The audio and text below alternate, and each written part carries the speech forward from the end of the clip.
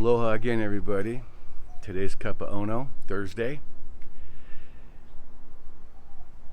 God isn't in relationships. God is relationships.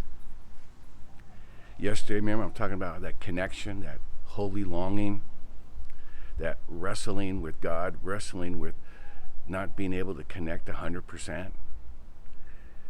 That relationship is so precious.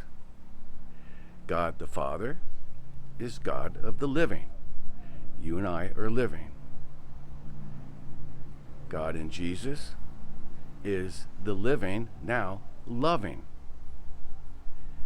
And then God the Holy Spirit is how then when the two people who are loving relate and reach out and love something together.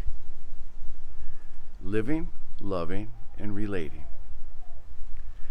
In the vineyard here, we try to provide opportunities for you, not necessarily to give money, but to be aware of all the many ways people are connecting, living, loving, relating, living that Trinity by helping those who can't do that themselves.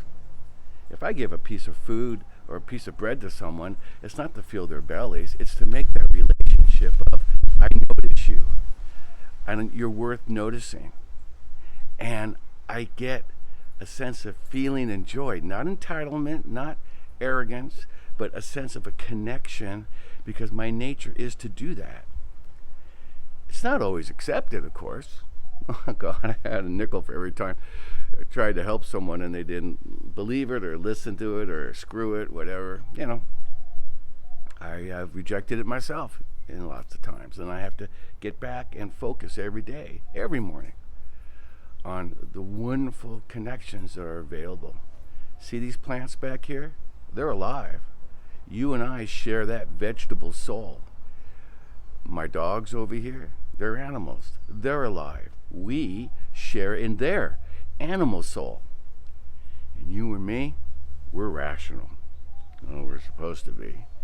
Because we are able to choose what is empowering and not draining, you see. It's not an always feel-good thing. The most graced moments sometimes are the most uncomfortable moments.